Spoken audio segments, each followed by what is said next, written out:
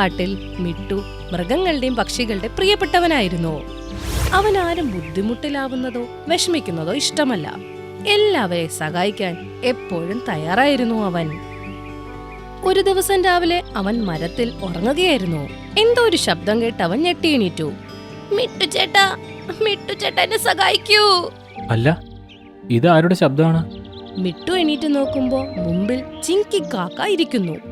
അവളുടെ ചിറകിൽ പരിക്കുണ്ട്. അവളുടെ കയ്യിൽ ഒരു ആപ്പിൾ ഉണ്ടായിരുന്നു. അതെ, നിന്റെ ചിറകിൽ നിന്നും രക്തം വരുന്നുണ്ട്. അതെ, ഞാൻ എന്റെ പിള്ളേർക്ക് ആഹാരം കൊണ്ടുപോവായിരുന്നു. അപ്പോഴൊരു നൂല് എന്റെ ചിറകിൽ തട്ടി. എനിക്കാണ് ഇപ്പൊ പറക്കാൻ പറ്റുന്നില്ല. എന്റെ പിള്ളേര് വിശന്നിരിക്കുക. ഈ ആഹാരം ഒന്ന് അവർക്ക് കൊണ്ടു കൊടുക്കാവോ? നന്ദി ഉണ്ടാവും. അല്ല, ഇതിൽ ദയ കാണിക്കാൻ എന്താ ഉള്ളത്? ഞാൻ ഇപ്പൊ തന്നെ ഇതുമായി നിന്റെ വീട്ടിലേക്ക് പൊക്കോളാം. മിട്ടു അങ്ങനെ ആപ്പിളും കൊണ്ട് നേരെ കാക്കയുടെ മക്കൾക്ക് കൊണ്ടുകൊടുത്തു.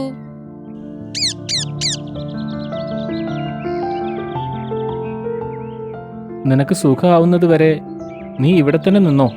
നന്ദിയുണ്ട് മിട്ടു ചേട്ടാ, നിങ്ങൾ നന്നായി വരും.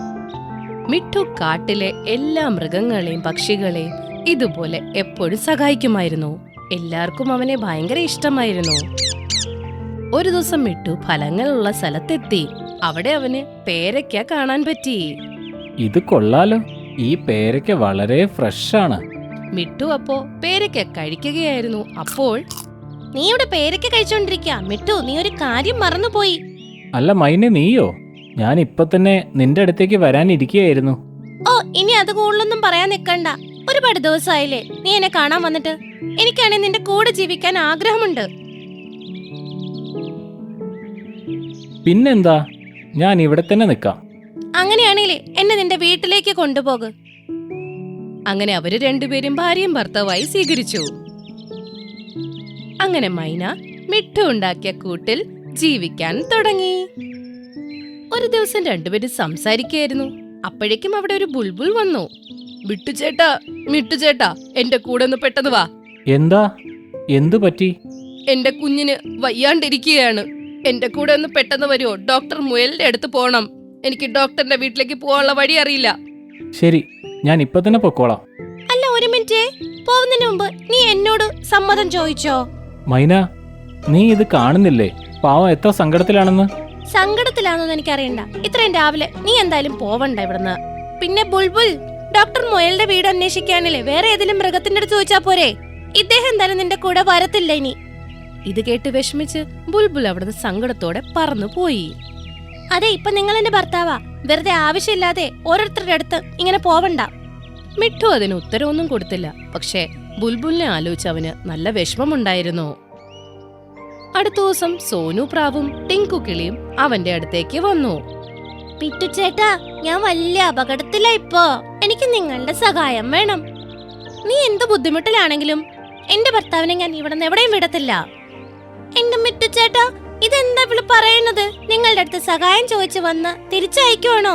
ഇതിനു മുമ്പ് ഇത് സംഭവിച്ചിട്ടില്ല. ഉണ്ടായിട്ടില്ലെങ്കിലേ ഇനി അങ്ങോട്ടുണ്ടാകും. ആദ്യം ഈ കാട്ടിലെ മിട്ടു ആയിരുന്നു. ഇപ്പൊ ഇതെന്റെ ഭർത്താവാ. ഞാൻ ഇദ്ദേഹത്തിന് എവിടെയും വിടില്ല. നീ പോയിക്കോ ഇവിടുന്ന്. മിട്ടു ഇത് കേട്ട് ആകപ്പാടെ വിഷമത്തിലായി. ടിങ്കു കിളിയും പ്രാവും അവിടുന്ന് പറന്നുപോയി. അങ്ങനെ കുറെ ദിവസം നീണ്ടുപോയി. അങ്ങനെ പതിയെ പതിയെ കാട്ടിൽ മുഴുവനും മിട്ടുവിന്റെ കാര്യം പാട്ടായി. ആരും ഇപ്പം മിട്ടുവിന്റെ അടുത്ത് സഹായം ചോദിച്ച് പോവാറുണ്ടായിരുന്നില്ല. കുറച്ചു ദിവസം കഴിഞ്ഞ് മേന ഒരു മുട്ടയിട്ടു. പിന്നീട് അതിൽ നിന്നും ഒരു കുഞ്ഞു പുറത്തേക്ക് വന്നു. ഇതിന്റെ പേര് നമുക്ക് മുന്നു വെക്കാം. അപ്പോഴാണ് അപ്പുറത്തെ കാട്ടിലെ ഗോൾഡി പരന്ത് ഇവരെ ശ്രദ്ധിക്കുന്നത്. ഇത് കൊള്ളാലോ, മിട്ടുവിന്റെ കല്യാണം കഴിഞ്ഞല്ലേ, കുഞ്ഞുമായല്ലേ. മിട്ടുവിനോട് പ്രതികാരം ചെയ്യാനുള്ള സമയമായിരിക്കുന്നു. അന്ന് രാത്രി അവൻ പ്രാവിന്റെ കുഞ്ഞിനെ ഞാൻ കഴിക്കുന്നതിൽ നിന്ന് എന്നെ തടഞ്ഞു. ഇനി കണ്ടോ ഞാൻ എന്താ ചെയ്യാൻ പോകുന്നതെന്ന്. കുറച്ചു ദിവസം കഴിഞ്ഞു ഉച്ച സമയത്ത് മൈന മിട്ടുവിനോട് പറഞ്ഞു, അതെന്നെ, എനിക്ക് നല്ല വിശക്കുന്നു. നിങ്ങൾ പെട്ടെന്ന് പോയിട്ട് എനിക്ക് മുന്നിനുള്ള ആഹാരം കൊണ്ടുപോയോ? ശരി, ഞാൻ ഇപ്പൊ തന്നെ പോവാം, നീ വിഷമിക്കണ്ട. മിട്ടു കാട്ടിൽ നിന്നും കുറച്ചു ദൂരത്തേക്ക് പറന്നുപോയി. അപ്പോഴേക്കും ഗോൾഡി പരന്ത് അവന്റെ മുമ്പിൽ വന്നു.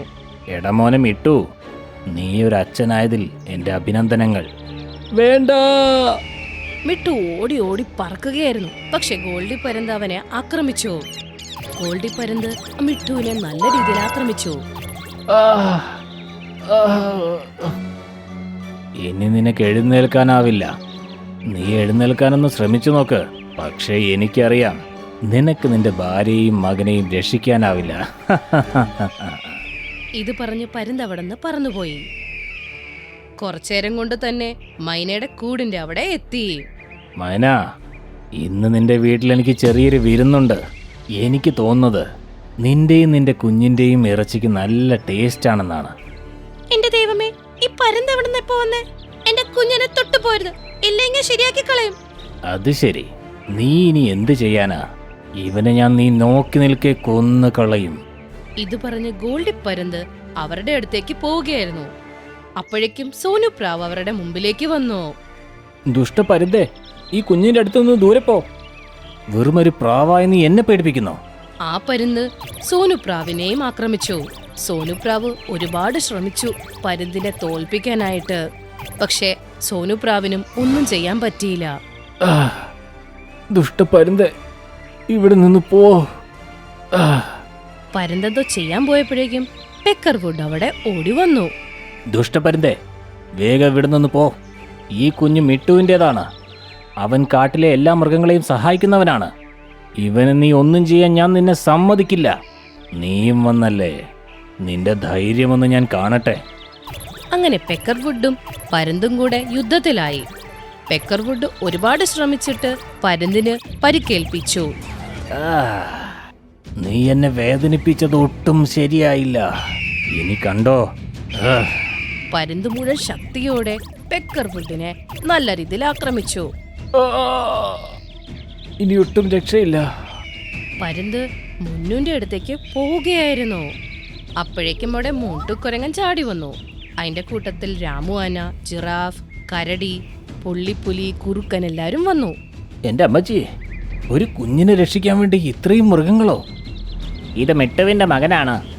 മിട്ടു ഞങ്ങളെ എല്ലാവരെയും സഹായിച്ചിട്ടുള്ളതാണ്. അവനിവിടെ ഇല്ലാത്തപ്പോൾ അവന്റെ കുഞ്ഞിനെ സംരക്ഷിക്കാനുള്ള ചുമതല ഞങ്ങൾക്കല്ലാതെ പിന്നെ വേറെ ആർക്കാ? മൂട്ടുകുരങ്ങൻ അവനെ പിടിച്ച് നേരെ താഴത്തോട്ടങ്ങ് ഇട്ടു.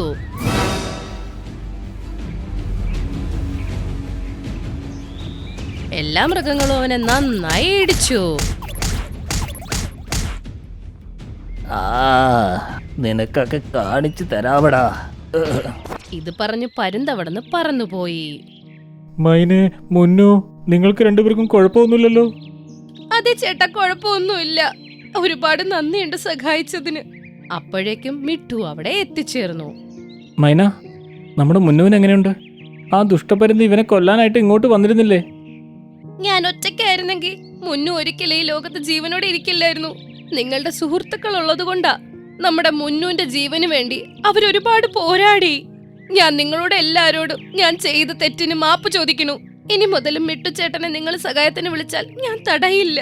എനിക്കിപ്പോഴാ മനസ്സിലായത്, ഒരാളെ സഹായിച്ചു എന്ന് വെച്ച് നമുക്കൊന്നും പറ്റില്ല എന്ന്. നമ്മളെപ്പോഴും നമ്മുടെ കൂട്ടുകാരെയും നമ്മുടെ അയൽപ്പക്കക്കാരെയും സഹായിക്കണം. ഇത് കേട്ടപ്പോ മിട്ടുവിനും ബാക്കിയുള്ള മൃഗങ്ങൾക്കും സന്തോഷമായി. അതിനുശേഷം മിട്ടുവിനെ മൈന ഇതുവരെ ഒരു സഹായിക്കുന്ന കാര്യത്തിനും തടഞ്ഞിട്ടില്ല. അതുമാത്രമല്ല, അവളും മിട്ടുവിന്റെ കൂടെ ചേർന്ന് മറ്റുള്ളവരെ സഹായിക്കാൻ മുൻനിരയിൽ നിന്നു.